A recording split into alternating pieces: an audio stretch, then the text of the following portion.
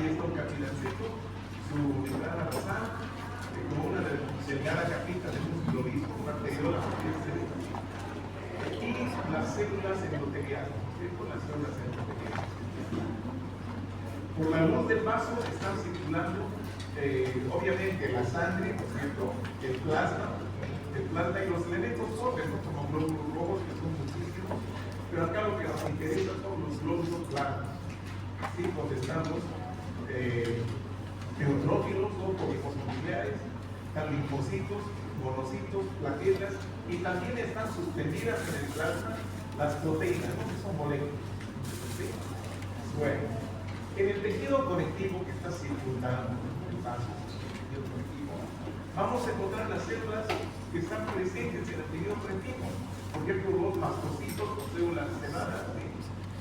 Los histiocitos vivos, ¿sí? Que cuando se activan se convierten en macrófagos, o también los macrófagos que han migrado desde el interior del vaso, ya que estaban circulando como monocitos y al salir se convierten ya en macrófagos. Y en el proceso inflamatorio de estos se activan. Entonces cada una tiene su función, ¿verdad? Por ejemplo, el mastocito, célula cebada, es una fuente de mediadores químicos de inflamación, principalmente histamina y otros más. El macrófago está en relación con la fagocitosis, es un fagocito.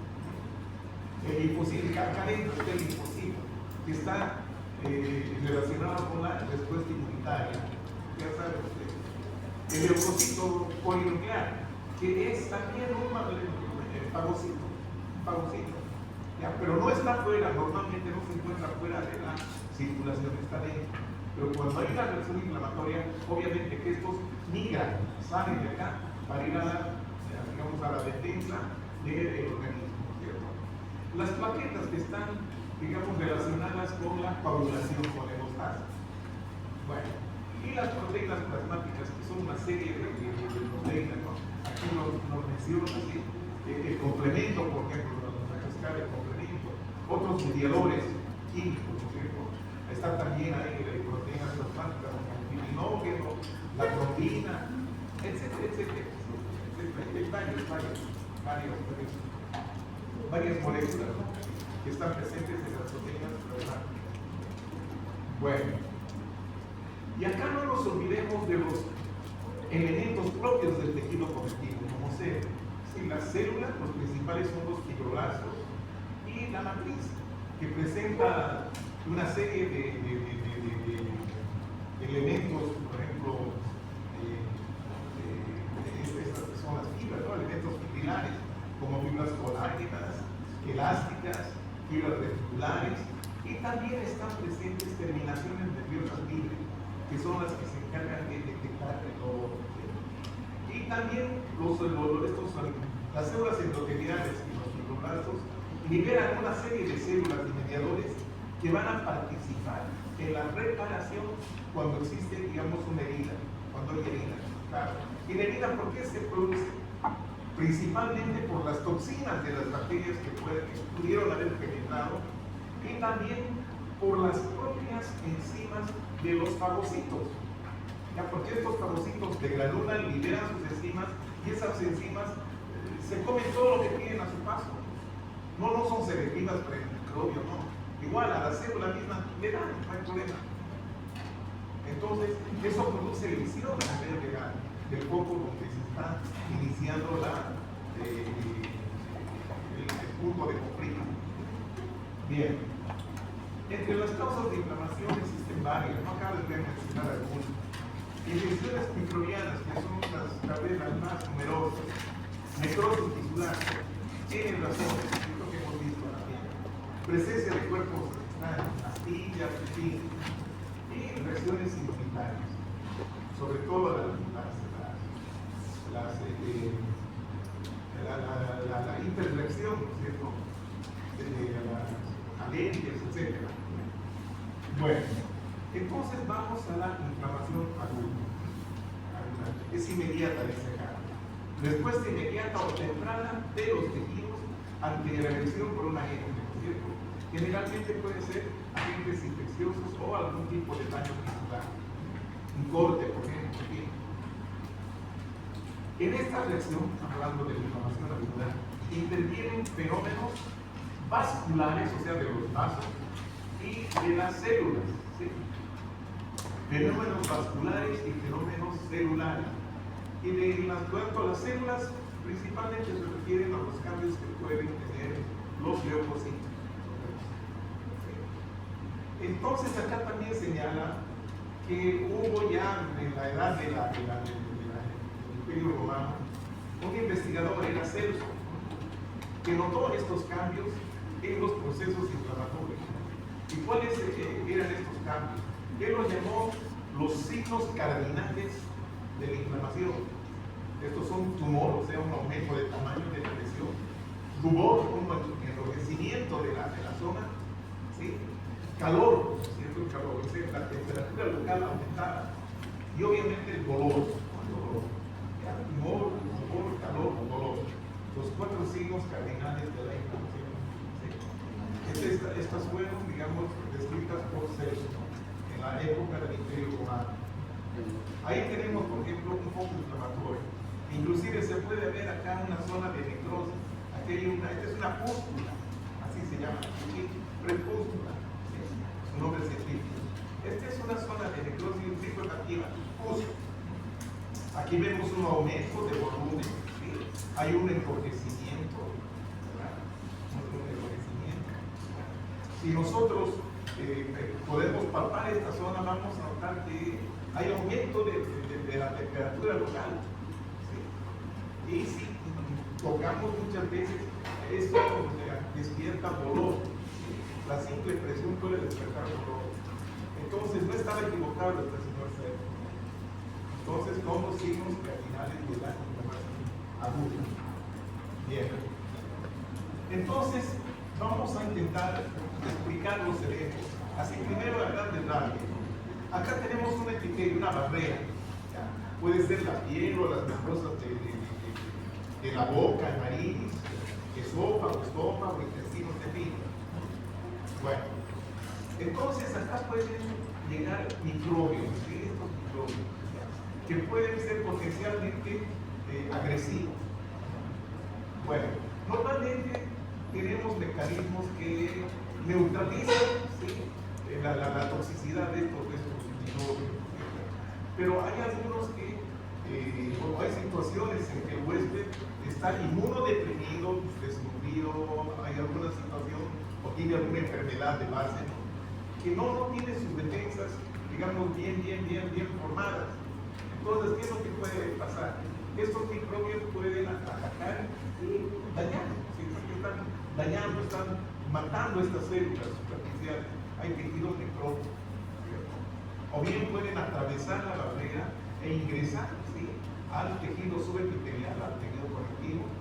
Bueno, pero aquí en el tejido conectivo también tenemos a las células centinela, ¿sí? Se llaman estas células centinela. Están los macrófagos vivos, pero ya, en esta reacción del ataque de los microbios, generalmente estos liberan toxinas, endotoxinas, exotoxinas, en fin. Y estas toxinas son moléculas, digamos, que van a producir algún tipo de estímulo a estas células centinelas. Entonces, estas células reaccionan activándose. Ahí está el macrófago vivo, ahí está la célula presentadora de antígeno. Ahí tenemos un mastocito, que estos son los que se encargan de generar los mediadores químicos vasoactivos. Bueno, entonces estos mediadores, ¿sí? Que gracias a la activación de estas células centinelas, ¿sí? Que reconocen a estos bichos como invasores, ¿sí? Entonces estos mismos liberan también una serie de mediadores, ¿sí? Que principalmente van a afectar el calibre del vaso sanguíneo. El calibre del vaso sanguíneo.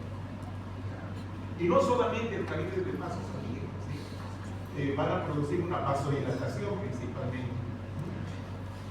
Van a ampliar su lecho el vaso.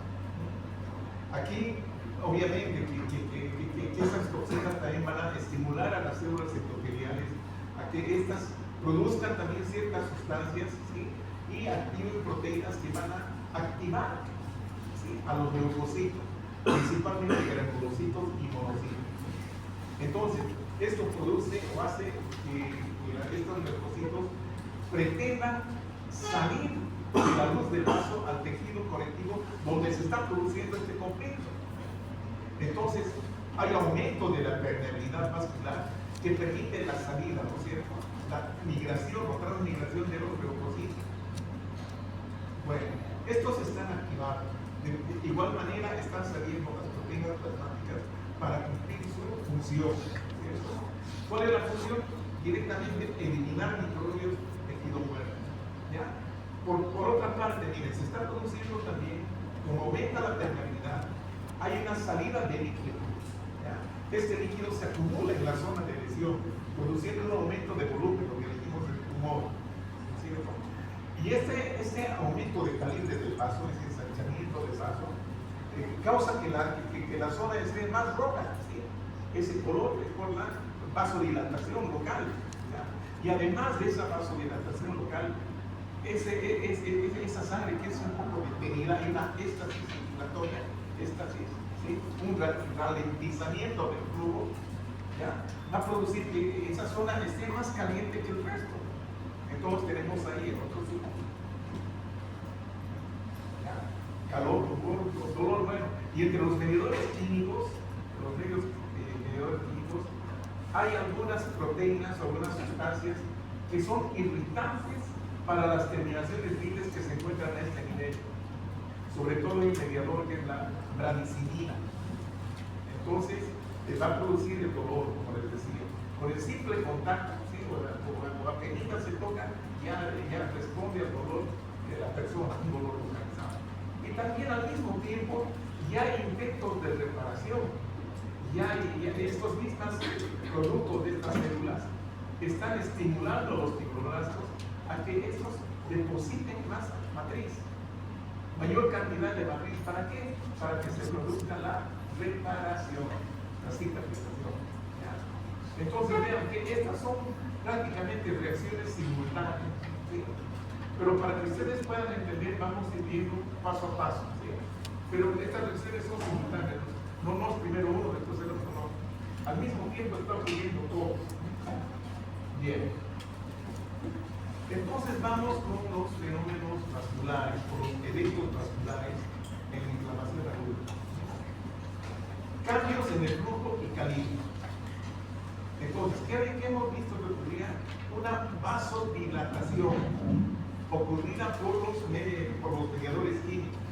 Básicamente las aminas vasoactivas como la histamina, serotonina. Y hay otras más que vamos a ver más luego. Entonces, esto hace que el vaso se dilate, aumente el flujo, ¿cierto? ¿Y esto qué consecuencias trae? Cuando el vaso normal había un flujo que también era un flujo normal, ¿sí? Que tenía una velocidad normal, todo normal. Pero ¿qué pasa cuando se ensanchó el vaso? Esa velocidad disminuye. El flujo es más lento, ¿no es cierto? Hay un éxtasis. Entonces ese flujo se altera. Ya les voy a explicar por qué. Entonces, esto hace que hay una alteración, digamos, de toda la fisiología a ese nivel. Hay como podemos llamar un remanso, ¿sí? Es como si vemos un arroyito, que tiene un flujo que inclusive se puede ver como el agua corre y forma unas onditas, ¿verdad? ¿Ya? Pero ¿qué pasa si ese arroyito entra a una zona más amplia? Entonces ese flujo se pierde, ¿cierto? Y el agua es más tranquila, ¿sí o no? Entonces ese es un remanso, ¿verdad? ¿Ya? Entonces eso es lo que pasa, hay un éxtasis, igual que la sangre, cuando está más amplia el vaso, ¿sí? Hay un éxtasis, ¿sí? Hay una, digamos, ralentización del flujo. Bueno, entonces eso ocurre con esto, ¿sí? Aumento del flujo, bueno, aumenta el flujo obviamente porque aumentó el calibre, ¿no es cierto? Y también la velocidad del flujo disminuye. Otro evento es que la permeabilidad del vaso, de las paredes del vaso, en la microcirculación aumenta, ¿sí? Aumenta la permeabilidad, ¿ya? Que también está condicionada o condiciona la éstasis del flujo vascular. esa microcirculación entonces va a aumentar el flujo, dando lugar a la salida de líquido, como les decía, ese líquido que va a producir el edema, bueno, en la zona de inflamación. Y luego vienen que los neutrófilos se van a pegar, van a tratar de pegarse al endotelio, a la pared del vaso. Eso les explico enseguida. En la circulación normal, existe lo que se denomina el flujo laminar. ¿En qué consiste el flujo laminar? En que los elementos bordes de la sangre corren por el centro, y cerca de la pared del vaso del endotelio solamente es líquido, es plasma. Entonces es muy poco el contacto de los elementos bordes con las células endoteliales. Eso es lo que ocurre cuando hay un flujo normal. Pero cuando este flujo se altera, cuando hay una dilatación, hay una éstasis. ¿Qué creen que va a ocurrir? Que este flujo laminar se altera. Y las células tienden a ir a marginarse. Eso es lo que vimos en esta última partecita, ¿sí? Acumulación de neutrófilos sobre el endotelio vascular. Eso es lo que ocurre por la disminución del flujo y de esta circulatoria. Ahí estamos viendo una comparación de lo que es una microcirculación normal y cuando hay una vasodilatación. Ahí está el extremo arterial y el extremo venoso. Estos son los capilares. Entonces, este es el tejido conectivo que está acá afuera. ¿Sí? Ahí tenemos las células normales que están ahí, los discos activos, algunos linfocitos, ¿sí? Pero acá ya se ve que hay aumento del flujo y ya estamos en una, digamos, en una situación de inflamación. Entonces hay aumento de la permeabilidad, hay salida de líquidos, ¿no? Que va a producir el edema local. Además, van a salir las células, va a haber una transmigración. Aquí estamos viendo salir un flujo de la pared. Sale de la pared. Entonces, esto es con la finalidad de que estas células que han migrado, ¿sí? Se van a reclutar, ¿sí? Y como un ejército van a ir hasta el sitio donde se produjo el problema, el sitio del conflicto. Entonces, dejémoslo ahí por el momento. ¿Sí? ¿Qué está ocurriendo acá? Estos son el aumento del flujo, estamos tratando de explicar aquí. Ahí está, ¿no? El vasito, el capilar normal, sujeto siempre al intercambio normal, ¿no es cierto? Al intercambio de líquidos normales.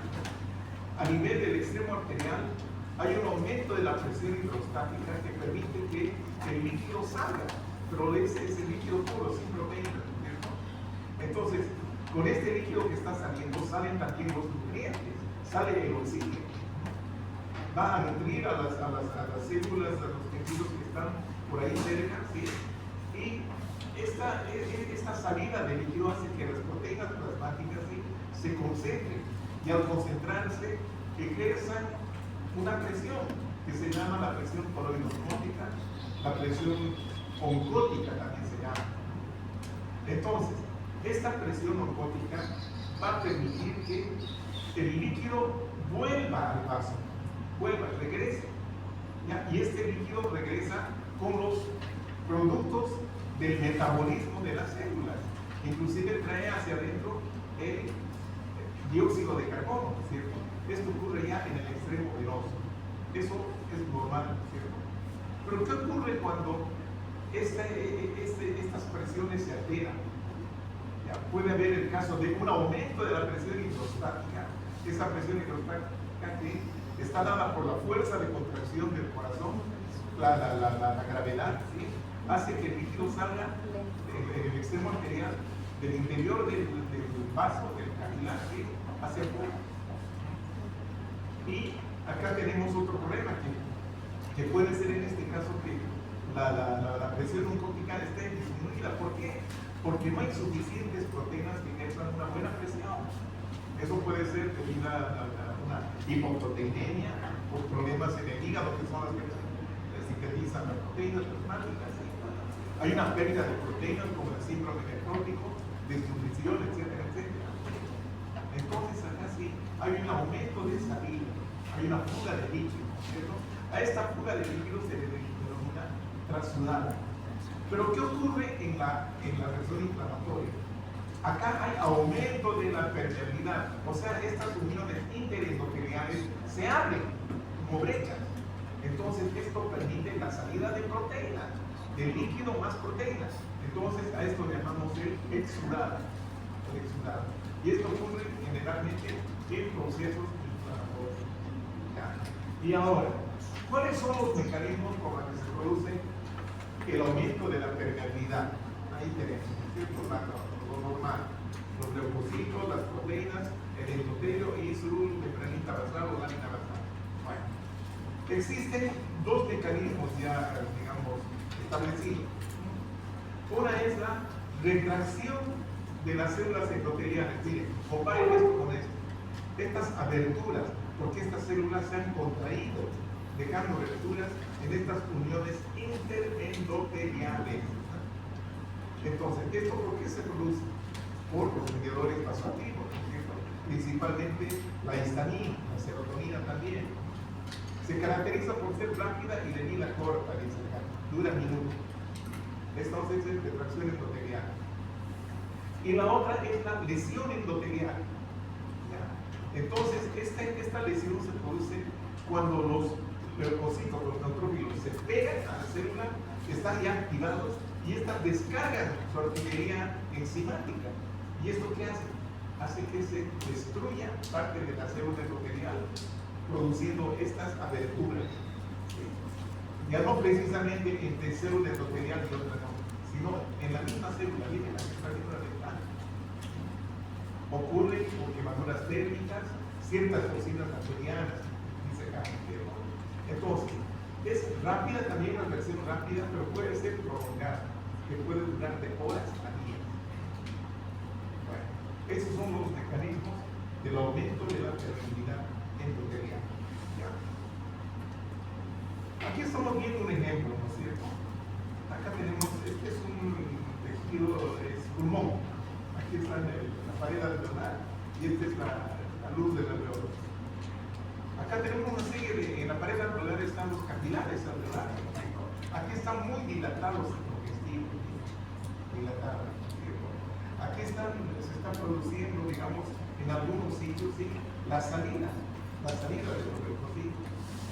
Entonces, estos leucocitos se aglomeran ahí en la luz. Entonces, esta es la leucodiapedesis, o la salida de los, o la transmigración de los leucocitos. La salida desde la luz del vaso hacia el tejido, o hacia un espacio en este caso. Bien. ¿Qué pasa con los eventos celulares, los cambios celulares? Que se caracteriza por el reclutamiento de leucocitos para ir hasta los sitios de desinflamación. Bueno, ese es el idea. Entonces, ¿qué nos ocurre? Salida de los leucocitos, extravasación. Esto también se llama migración, transmigración, leucodiapedesis. Una vez que sale el tejido conectivo, estos se activan y adquieren esa capacidad fagocítica, ¿ya? Que están listas para comerse a los invasores. ¿Ya? Bueno, entonces, ¿cómo ocurre esta salida, esta extravasación? ¿Cómo ocurre? Existe una serie de pasos, ¿cierto? La primera es la marginación. ¿En qué consiste la marginación? Consiste en que como hay una éstasis circulatorio, ¿sí? Dijimos que el flujo laminar se pierde. ¿Y qué es lo que va a ocurrir ahora? Que los leucocitos tienden a pegarse al endotélio. ¿Sí? Tienen esa tendencia a pegarse a la pared del endotélio. Entonces eso se llama la marginación. ¿Ya? Y en la superficie del endotelio, todo ese tapito, todo ese pequeño plano, ¿sí? Algunos empiezan a rodar como canicas. Entonces eso se llama el rodamiento, ¿sí? Ruedan hasta que se detienen en un punto, ya donde ahí existe una zona de adhesión firme, ¿ya? Entonces, ese es el preámbulo para que se produzca la transmigración, la extravasación de ese leucocito. ¿Sí? Bueno, entonces, aquí volvemos a reiterar. La leucodiapedesis es salida de los leucocitos a los tejidos.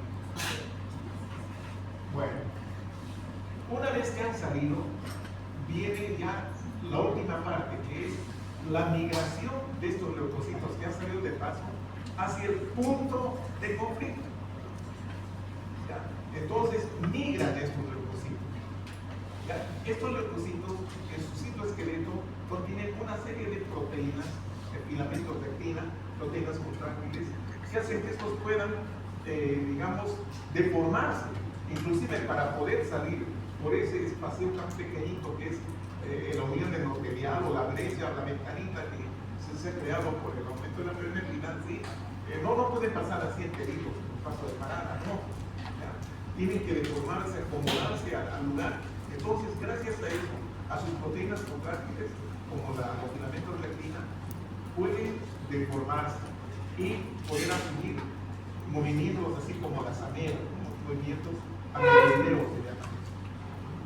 Y de esa forma también son como llegan hasta el punto de conflicto. Bien, ahí estamos viendo si eres pedacito dilatado, ¿sí? Miren los nefrófilos, en el margen, ¿cierto? Es en la marginación. Bueno, aquí estamos viendo, la flechita nos indica cómo está produciéndose la salida, ¿no? La leucodiapedesis. Aquí bastante líquido, el vaso muy dilatado. Este es el líquido donde ya han salido muchas veces. Aquí hay mucho líquido. Miren, solo estos espacios blancos, ese es líquido. Es el edema. Que va a producir el aumento de volumen de la zona inflamada. Ya. Y aquí tenemos otra vez nuestro escenario. Se produjo los cambios vasculares. Aquí estos leucocitos tienden a marginarse, miren, a marginarse hacia la superficie. Bueno, pero ¿por qué se ha producido esta vasodilatación? Ha habido un estímulo. ¿Y cuáles son los estímulos? Los mediadores químicos, gracias a los productos bacterianos solubles, ¿no es cierto? Que son los que han despertado todo ese problema. ¿Sí? La presencia de estos tipos son los que han producido todo este problema. Bueno, entonces ya empiezan acá un poquito a alistarse, ¿sí? Ya empiezan a expresar proteínas de superficie, proteínas de adhesión de superficie. Ahí están en el leucocito. Y acá tenemos las más importantes, tenemos esta, la glucoproteína Lewis 10, ahí están, son estas de color celeste. ¿Ya? Y hay otras que son las integrinas. ¿Sí? Ahí están rodando. Y este rodamiento se da ¿por qué? Porque también las células endoteliales, con los productos bacterianos, los mediadores químicos, las células endoteliales expresan moléculas de superficie, expresan como receptores, ¿sí? Bueno, acá por ejemplo, la más importante es la selectina. Entonces, una de ellas es la selectina. Bueno, la selectina es la primera, ¿no? La primera es la selectina P, o la preformada, selectina preformada. Luego de que se activa, se convierte en selectina ya endotelial, que está ya activa. Y esta selectina, ¿sí?, tiene avidez por esta glucoproteína, por esta selectina. ¿Sí? Entonces tienen ahí, ¿sí?, hacen su contacto, pero ese es un contacto bastante efímero, no es fuerte, es apenitas ahí como un piquito, así, nada, ¿ya?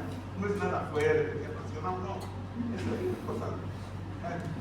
Entonces, esto permite que el leucocito empiece a rodar, hasta que en este punto ya la pasión aumenta. ¿Por qué? Porque se han producido la llegada de unas moleculitas que se llaman las quimiosinas. Estas hacen que esta integrina, que esta cerradita que debe estar aquí, digamos inactiva, ¿sí?, acá se activa. ¿Ya?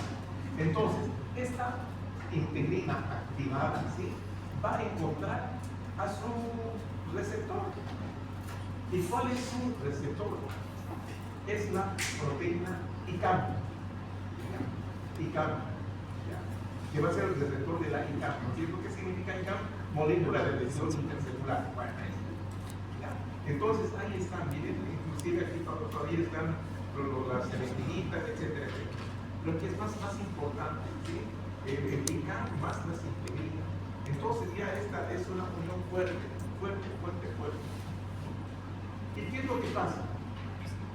Luego se produce el aumento de la permeabilidad, donde hay una separación acá, hay una abertura, una brecha. Puede ser por cualquiera de los dos mecanismos, no importa. Entonces, acá, obviamente, está una serie de productos, como por ejemplo el PCAM, ¿cierto? Que son moléculas de adhesión endotelio-plaqueta,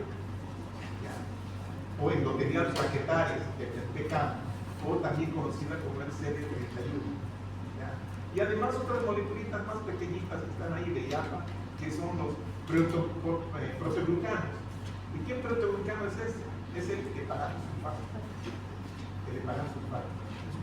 Entonces, bueno, todo esto contribuye. Miren, aquí está este leucocito que era B6, aquí parece un 8, así se deforma. Entonces, de esta forma atraviesa la pared y sale al tejido. Entonces, acá viene la cosa, ¿no? Que esas tienen que llegar hasta el sitio donde se está produciendo el conflicto. Entonces, este fenómeno de migración de los leucocitos hasta el punto de conflicto se llama la quimiotaxia. Y esto se logra también gracias a una serie de mediadores quimiotácticos que se llaman. Quimiotácticos. Hay varios. Vamos a ver ahora. Ahí estamos viendo entonces. Acá por otra parte está el macrófago vivo activado también, que se conforma en macrófago ya activo, que cuando está inactivo tiene esta forma, así tiene flerio, pero cuando está activo tiene una serie de pseudópodos, se encrespa y empieza a atrapar bichitos. Bueno, entonces seguimos con esto. Reclutamiento de los leucocitos para llegar hasta los sitios de inflamación. Para este proceso de reclutamiento, estamos volviendo a repetir un poquito lo que hemos visto, ¿sí? Es necesaria la participación de moléculas de adhesión, ¿sí? Que son moléculas del endotelio, y también moléculas de los leucocitos. Entonces, la fijación, la marginación, ¿sí? Y el rodamiento de los leucocitos sobre la superficie del endotelio está mediado por las selectivinas, es importante, por las selectivinas de parte del endotelio. La adherencia firme de los leucocitos del endotelio está mediada por las integrinas por parte del leucocito y por el ICAM, ¿no es cierto? Por las moléculas ICAM, moléculas de adhesión intercelular, ¿sí? Por parte del endotelio. Integrinas por parte del leucocito. Entonces dice acá, varias citocinas promueven la expresión de ligando, o sea, de los receptores, ¿sí? Bueno, el ligando es lo que se une al receptor, ¿sí? El ligando es lo que se une al receptor. Bueno. Entonces, la expresión de ligando, ¿no? Para las selectivinas e integrinas, favoreciendo el proceso de reclutamiento leucocital. ¿Está bien? Bueno. Aquí tenemos una célula de endotelial normal. ¿Sí? ¿Qué es lo que pasa cuando se inicia el proceso inflamatorio?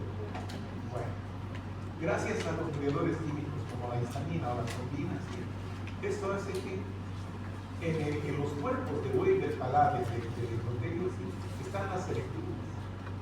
¿Ya? Y estos mediadores químicos hacen que estas selectivinas se expresen en su superficie viva.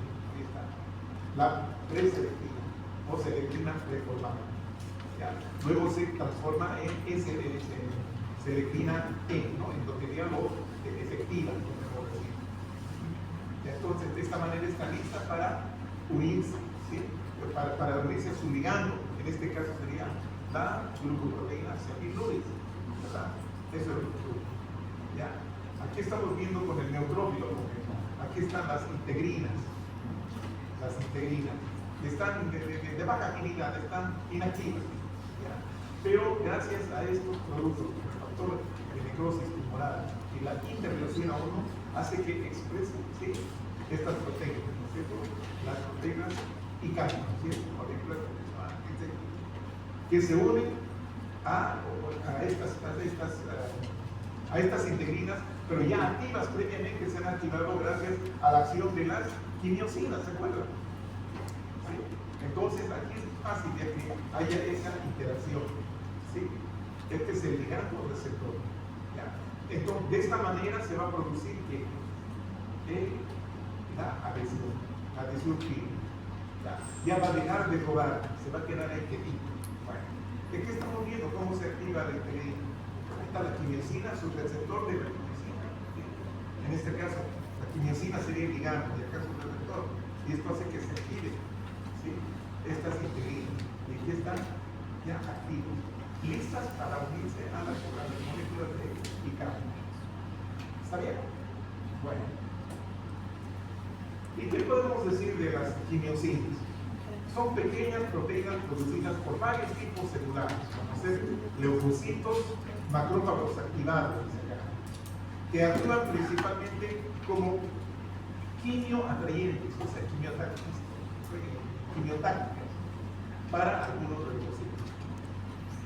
Otra propiedad que tienen las quimiosinas: estimulan el reclutamiento de los leucocitos en inflamación, ¿sí?, y controlan la migración normal de células a través de varios tejidos.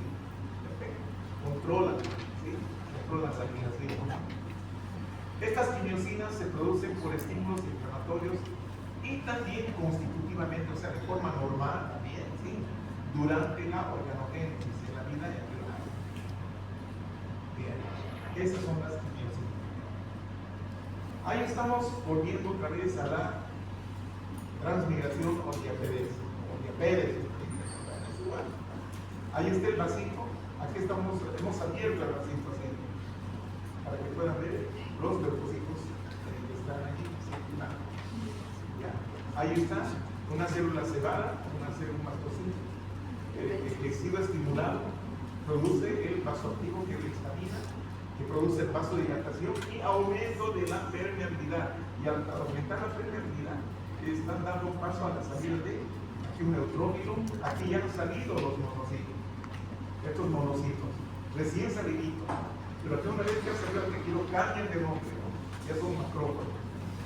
Entonces, estos macrófagos, una vez que se activan, ya se tornan así, encrespados, ya listos para llegar hasta el punto de conflicto y empiezan a tratar el chico y en comer también, porque no, el neutrófilo se está siguiendo una bacteria.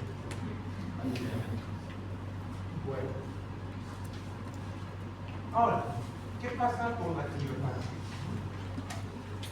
Es el movimiento de los leucocitos orientado por un gradiente químico.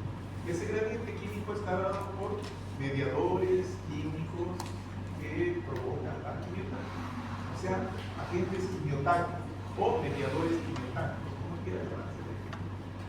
Bueno, los mediadores químicos que estimulan la adhesión de leucocito endotelio y la transmigración son la histamina, ¿sí?, factor de necrosis tumoral, interleucina 1. Esta, la interleucina 1 y el factor de necrosis tumoral son las que provocan la adhesión firme, fija, fuerte, ¿sí?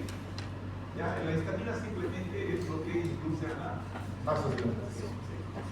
Entonces, los leucocitos se activan por los estímulos quimiotácticos, ¿sí?, que activan los sistemas enzimáticos de membrana y proteínas contráctiles intracelulares. La principal proteína contráctil sería la actina, que da lugar al movimiento celular.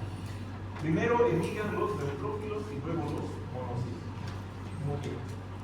Aquí un pequeño resumen, yo le digo corto, ¿sí? Y con el corte llegaron los gérmenes patógenos. Aquí estos gérmenes liberaron una serie de moléculas, ¿sí?, moléculas solubles, que son como señales, ¿no es cierto? Para que despierten o estimulen a las células centinelas, ¿se acuerdan? Esas células centinelas van a mandar una serie de señales a la zona, ¿sí? Para que se produzcan los distintos cambios vasculares y celulares. Y eso está ocurriendo acá. Aquí estamos viendo ya la quimiotaxia, la salida de aquí la quimiotaxia, ¿cierto? La llegada hasta el sitio de lesión. Acá muy probablemente, no sé, seguro que se han roto algunos vasitos, ha habido algo de hemorragia y se ha producido el tapón hemostático, que poco a poco va a ser reabsorbido y estos macrófagos van a neutralizar mediante la fagocitosis, comiéndose a los bichos, ¿no es cierto? Y ya inmediatamente viene ya la preparación de esta zona.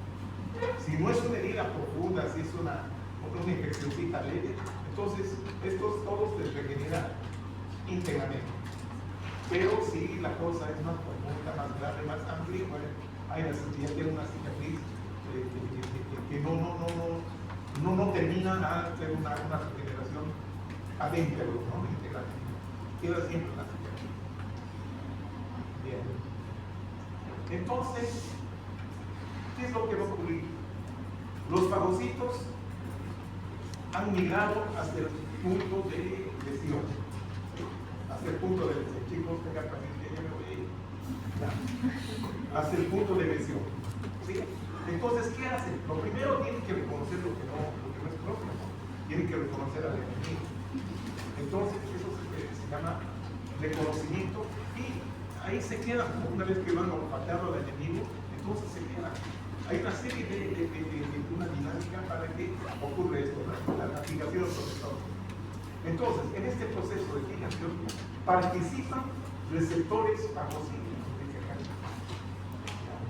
Entonces, en el leucocito existen estos receptores de manosa de los macrófagos. Receptores de manosa de los macrófagos. También denominados LUM.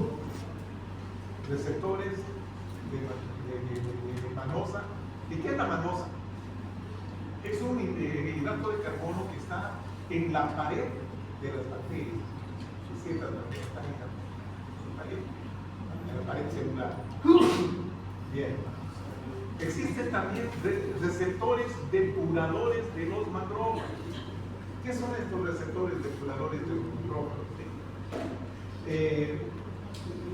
Son complejos moleculares, que se fijan ya, que se fijan al bicho, a la bacteria, y van a mediar la endocitosis, van a facilitar de alguna manera la endocitosis, que sean, digamos, englobados, ¿cierto? Esto principalmente se logra con partículas de lipoproteínas de baja densidad, ¿sí? Eso ocurre, ¿sí? Y una amplia variedad de microorganismos de esa casa, ¿cierto? Son receptores depuradores de macrófagos, moléculas que pican, ¿sí? Y median la endocitosis. Ahora vienen otros receptores de opsoninas. Las opsoninas son moleculitas también. En parte es una fracción del complemento, ¿no? El C3P del complemento, esa fracción. Y otro el fragmento FC de la IG. Esos son las principales opsoninas. Estas opsoninas vienen a funcionar como facilitadores de la fagocitosis. Es como a la bacteria le pusieran alguna salsita para que sepan mejor.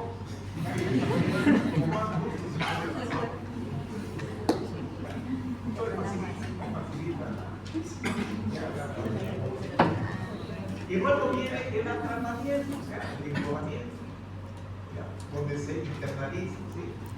Una vez que la partícula se une a un receptor, se forma el fagosoma, ¿sí? Con membrana, ¿sí? Una vez que el fagosoma se internaliza, se citoplasma del macrófago, ¿sí? Se fusiona con un lisosoma. ¿Qué son los lisosomas? Enzimas digestivas. Son organelas, membranosas también, pero que se caracterizan por Enzimas digestivas. porque contienen Enzimas enzimas degradativas. Entonces, al unirse o fusionarse con el lisosoma, se forma un complejo que es el fagolisosoma. ¿Ya? Y ahí ocurren una serie de eventos que vamos a seguir. Bien. Fases de la fagocitosis. Viene la destrucción y degradación. Para la destrucción y degradación existen mecanismos dependientes del oxígeno, tales como el estallido oxidativo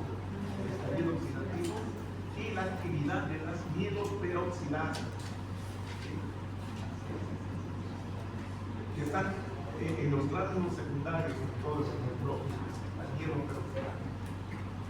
Y también existen para la destrucción y degradación mecanismos independientes del oxígeno, que no necesitan oxígeno para hacer su efecto, ¿cierto? Ahí tenemos, por ejemplo, la DPI, que es la proteína bactericida de aumento de permeabilidad, DPI. La lisocima, que hidroliza, que destruye el glucocalis de algunas bacterias, de algunos microorganismos. Lo mismo otra enzima es la lactoferrina, la proteína básica principal, que libera principalmente los eosinófilos, y otras defensivas, que contribuyen a la destrucción y degradación de los microorganismos. ¿Sí? Y en la degradación posterior, dice, intervienen otras enzimas lisosomales. O sea, esos días le dan el kilo de grasa. Bueno, entonces, de esa manera se produce la destrucción y degradación. ¿Ya? Acá vamos a ver ese detalle. Aquí está la célula, ¿sí? Aquí estamos obviando el núcleo, ¿sí? Esta es la célula. Acá está el bichito, ya previamente opsonizado, miren, ya está opsonido. Aquí está el receptor de la opsonina. Entonces, eso hace que se fije bien fijadito, entonces se empieza a impactar, a definirse, produciendo una vacuolita con el bicho adentro. Es el fagosoma. Por otro lado, es el lisosoma con su carga enzimática. Estos dos se fusionan para formar el fagolisosoma. Y los lisosomas también intervienen en la destrucción posterior, ¿sí? En la destrucción posterior del microorganismo. Pero vámonos a los que dependen del oxígeno. Bueno, aquí tenemos la vaporita, ¿no? La vaporita. Este es el fagolisosoma, digamos. ¿Ya? El fagolisosoma, que está dentro de la célula. Entonces, viene aquí el estallido oxidativo. ¿Sí? Existe una serie de oxidasas dentro del citoplasma. Este es fosfolípido, el fagolisosoma. No es una célula independiente, no, es un organelito de capa. Entonces, aquí se une con otra oxidasa de membrana para provocar el estallido oxidativo. ¿En qué consiste esto?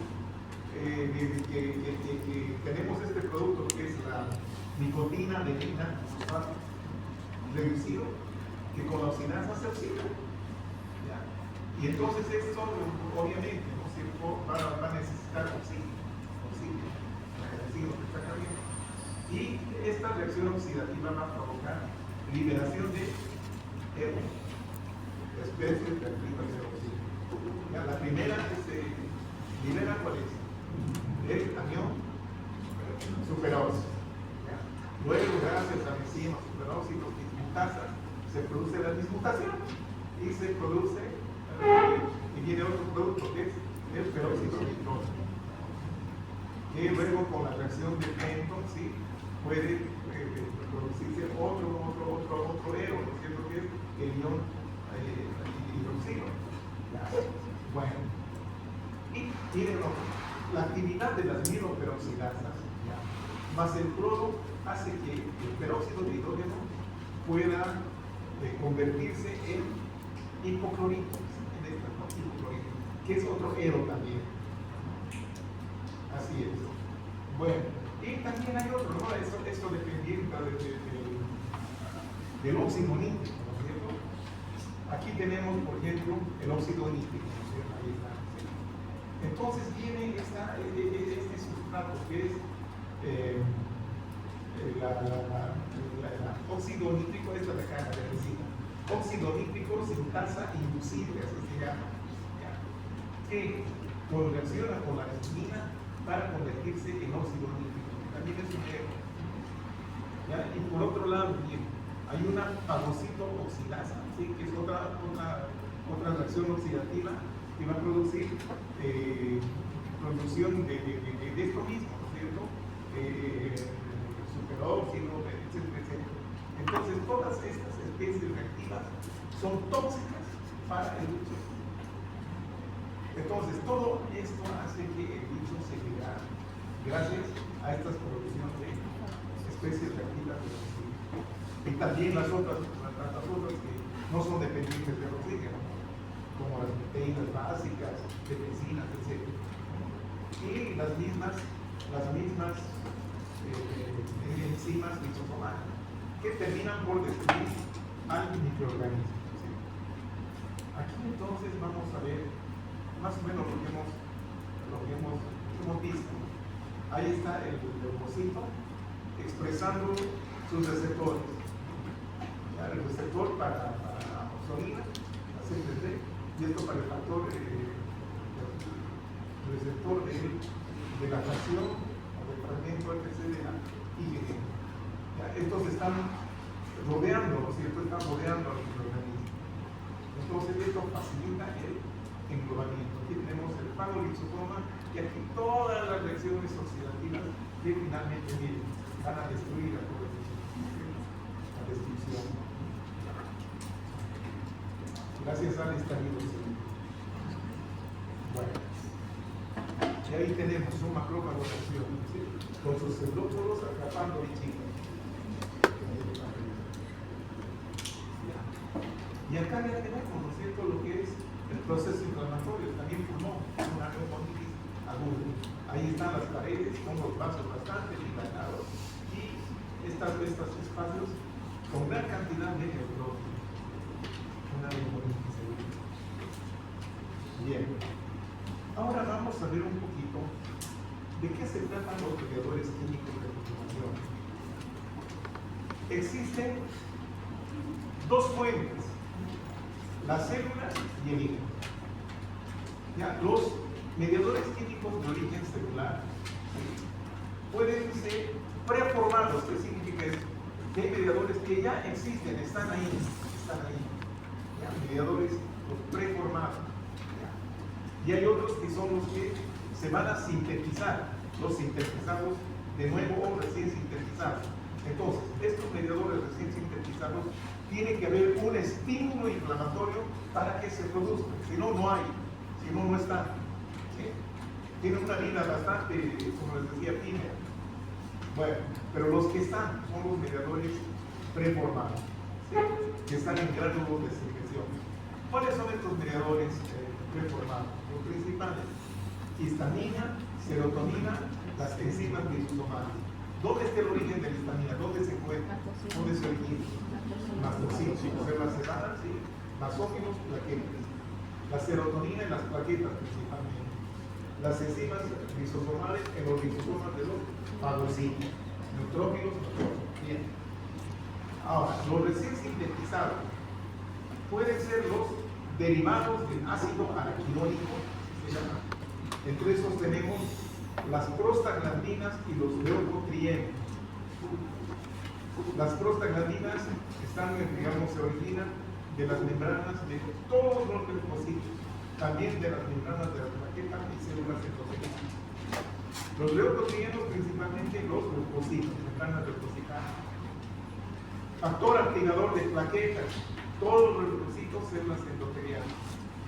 Especies reactivas del oxígeno, todos los leucocitos. El óxido nítrico, macrófagos principalmente. Las citocinas, linfocitos, macrófagos, células endoteliales. ¿Está bien? Bueno. Los que están circulando en el plasma y su fuente es el hígado, los hepatocitos. ¿Qué tenemos acá? El activador del factor 12 o factor Langerhans. Estos se activan por. Hay muchas razones, vamos a ver cuáles son los principales. No se preocupe por eso. Pero se activa el factor 12, que es importante. La activación del factor 12 de la coagulación, el factor de Langerhans. Entonces, esto da lugar a activación del sistema de las cininas, la bradicinina, ¿se acuerdan? El factor, el mediador que provoca el dolor. Ya, después tenemos otros del sistema de la coagulación, ¿sí? Otros productos del sistema de la coagulación, fibrinolisis. Coagulación, fibrinolisis es la degradación del coágulo. Y por otro lado tenemos nuestro querido y famoso complemento. Y estos son las fracciones activas. Las fracciones activas del complemento. Tenemos la C3A, C5A, que son las anafilotoxinas, no se olviden esto, que participan activamente en la inflamación. La C3D, que es una opsonina, ¿cierto? Juntamente con otra, que viene de otro lado, el fragmento TC de la IgG, de la inmunoglobulina G. Y también otro producto activo es esta molécula grande que se llama complejo de ataque de membrana. Complejo de ataque de membrana. Muy bien. Vamos a ir viendo algunos detalles de cada uno de ellos. La histamina, que es la más importante de todo lo que quedó. Es un mediador vasoactivo, se llama así. Bueno, dijimos que se detectan en lactocitos, basófilos y fermentos. Producen vasodilatación y aumento de la permeabilidad. A eso se denomina vasoactividad, son vasoactivos. Se liberan por agentes físicos, reacciones inmunitarias dependientes de la IgE, parasitosis, alergia, ¿cierto? También por estímulo de anafilotoxinas, ese nombre lo van a ver cada rato en la sopa, anafilotoxinas. ¿Qué son las anafilotoxinas?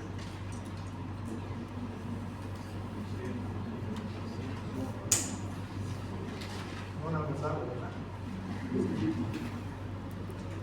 Para tener curiosidad. ¿Cuáles son?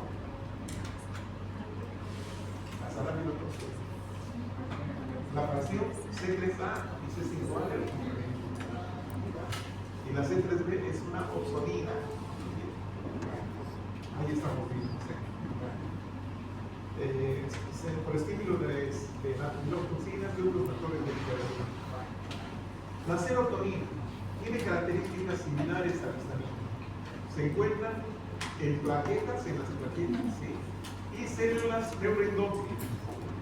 Por ejemplo, en el sistema digestivo, ¿sí? Es un neurotransmisor del sistema digestivo. Y también en el sistema nervioso central, la serotonina. Son también vasoactivas. Esta serotonina, como está principalmente en las plaquetas, ¿sí? Se libera cuando las plaquetas se agregan, cuando existe una situación de hemostasia, cuando hay ruptura de espacio en la hemostasia. Entonces, las plaquetas se agregan y se libera la serotonina. O bien en contacto con la colágena. La colágena se refiere a la colágena de las membranas basales.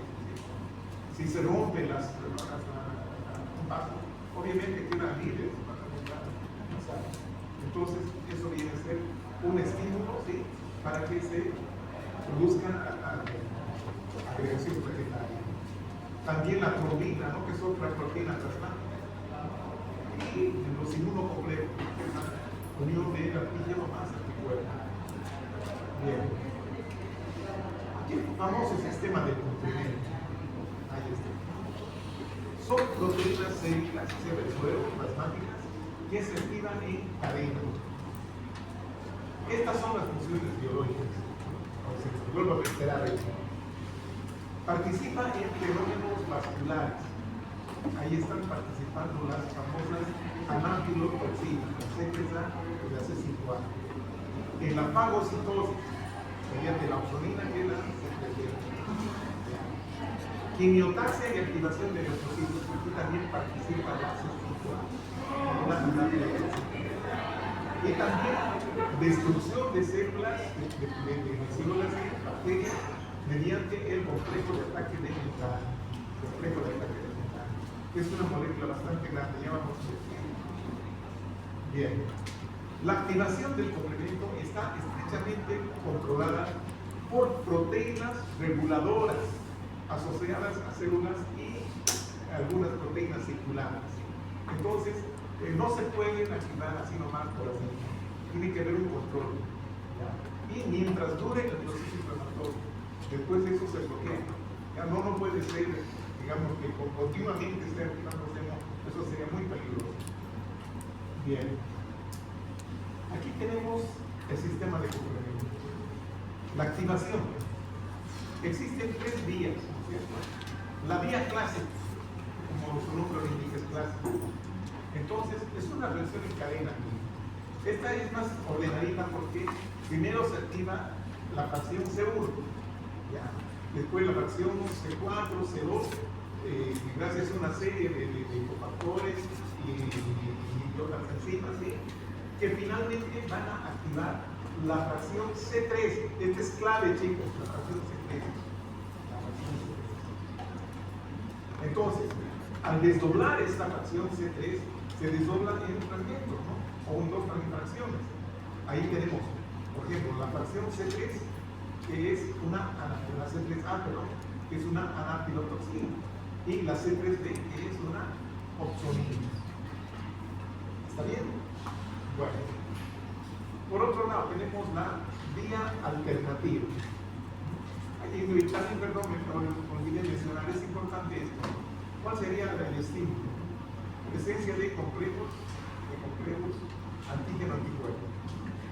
Para la vía alternativa, ahí es la presencia de bacterias, ¿ya? Y sobre todo las bacterias, ¿cierto? Dice acá, que producen, liberan proteínas solubles, ¿sí? Que estas directamente van a activar, ya, mediante una serie de convertazos de enzimas, ¿sí? A la fracción C3. No pasan por C1 ni C2, ¿sí? Directamente a la C3. Y ocurre lo que hemos visto acá, ¿sí? Fraccionan a la C3 en dos subfracciones, la C3A y la C3B. La A, que es anafilotoxina, y la B, que es una opsonina. Siempre con la ayuda de estos cofactores que son enzimas. Bien. Y tenemos la otra, ¿no es cierto?, que también es sencillita, la vía de las manosas. La vía de las manosas. Ya saben que la manosa, ¿no es cierto?, es un componente de las paredes celulares de microorganismos, bacterias. ¿Ya? Entonces ahí está el loop, ¿no es cierto?, ¿se acuerdan del loop? ¿Ya? Entonces esta se une a otras proteínas, ¿ya? Que formando complejos y que se van a unir a los receptores de manosa de los macrófagos, el famoso LUM, ¿sí? No se olviden, chicos, parece bastante información, pero para eso este libro para que sepan. Bueno, entonces aquí empieza también como en la vía clásica, el C1, etcétera, etcétera, hasta el C3. Bueno, al C3 ya lo hemos fraccionado. Entonces, el C5A, ya, el C5, ¿sí? Se fracciona el C5, y el C5A va a formar una opsonina, una anafilotoxina. El C5A, ahí está, que interviene en la quimiotaxis principalmente, y también en procesos inflamatorios, obviamente, anafilotoxina. Y la otra fracción que es el C5B. Este C5B estimula a los otros restos de las otras fracciones, como la C6, C6, C7, C8, C9, formando un complejo grande, que es el complejo de ataque de membrana. ¿Ya? Que estos son los que se encargan de producir la destrucción o lisis celular. Prácticamente se encargan de reventar a las células, ya sea bacterianas o cualquier otro tipo de células. ¿Ya? Entonces, esa es la historia del sistema de complemento. Porque tenemos también este sistema de la coagulación. Entonces, del sistema de coagulación hay una serie de subsistemas que se activan. Por ejemplo, tenemos el sistema fibrinolítico. ¿Cuál es el producto del sistema fibrinolítico? es el plasminógeno que se activa en plasmina. ¿Y qué es lo que hace la plasmina? Es una poderosa enzima que disuelve la fibrina. Sí, es un, digamos, sirve para cuando el coágulo es demasiado grande, entonces provoca que ese coágulo se reduzca y no sea dañino a la ya, en el proceso de coagulación también interviene en la formación de trombina, ¿no? De trombina a trombina. ¿Y la trombina cuál es su función? La conversión de fibrinógeno en fibrina. Y la fibrina ya es el coágulo. ¿Saben de esto? Y en todo eso, ¿no? Tenemos una serie en todas estas reacciones se liberan una serie de fibrinopéptidos, se llaman, moléculas pequeñitas, que también funcionan como mediadores químicos de la inflamación. Bueno, la plasmina, ¿no? Habíamos hablado de la plasmina. La plasmina, que es un anticoagulante, es un fibrinolítico poderoso, ¿no? Esta plasmina también convierte la fracción C3 en C3A. O sea que mete su cucharita más al complemento para la sistema de convirtiendo el C3 en C3A. Bueno, entonces ahí tenemos, ¿no? los distintos tipos por ejemplo, de las cininas.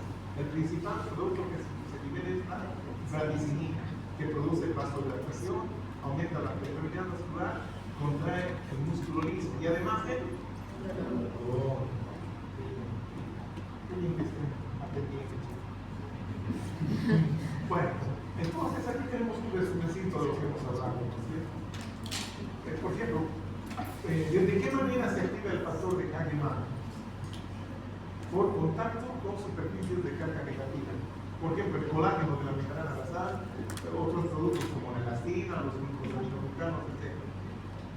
Los lipopolisacáridos bacterianos, cristales de urato sólido y otras enzimas como la tripsina, la plasmina.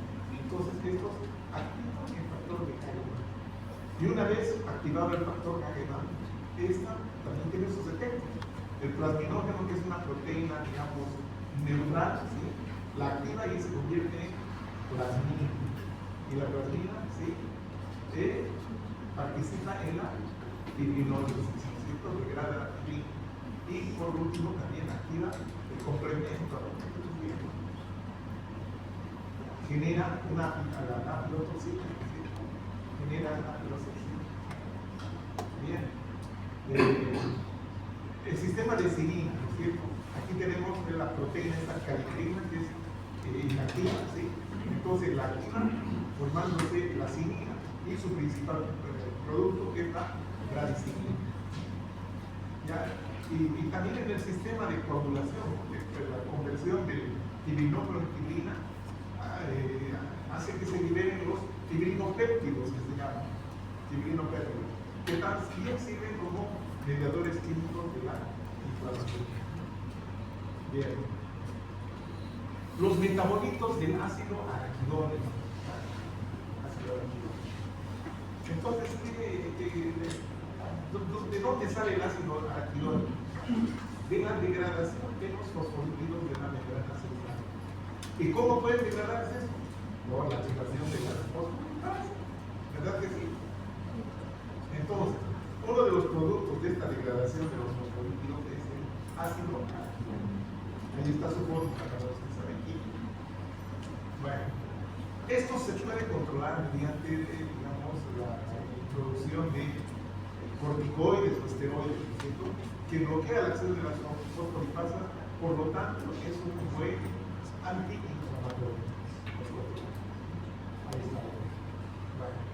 ¿Y qué pasa con el ácido araquidónico? Se metaboliza, ¿ya? Por una serie de sistemas enzimales. Y aquí tiene dos principales vías. Una es la vía de la ciclooxigenasa, que es una enzima, y otra es la lipooxigenasa.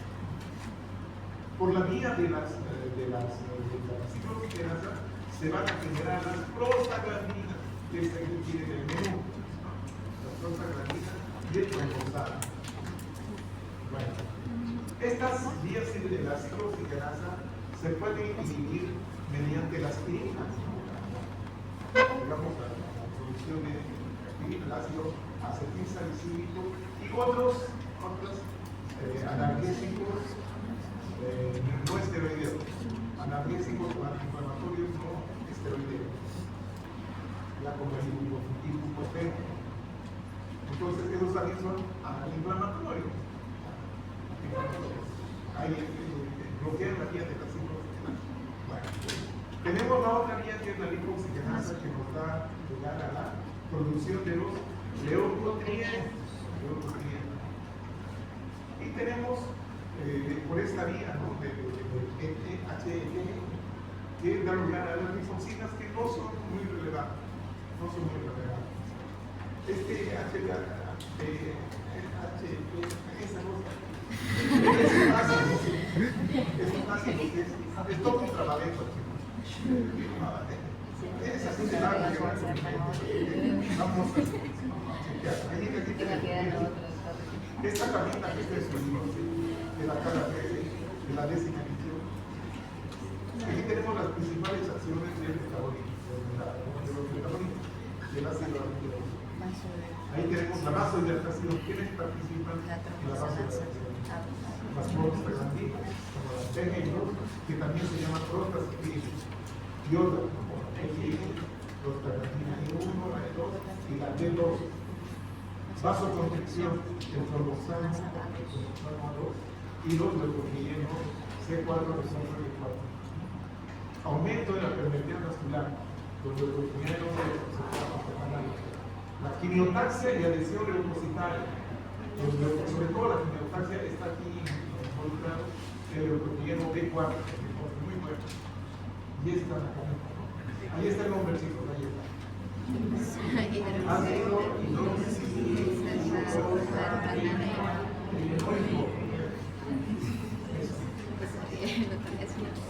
bueno, por suerte está en el libro.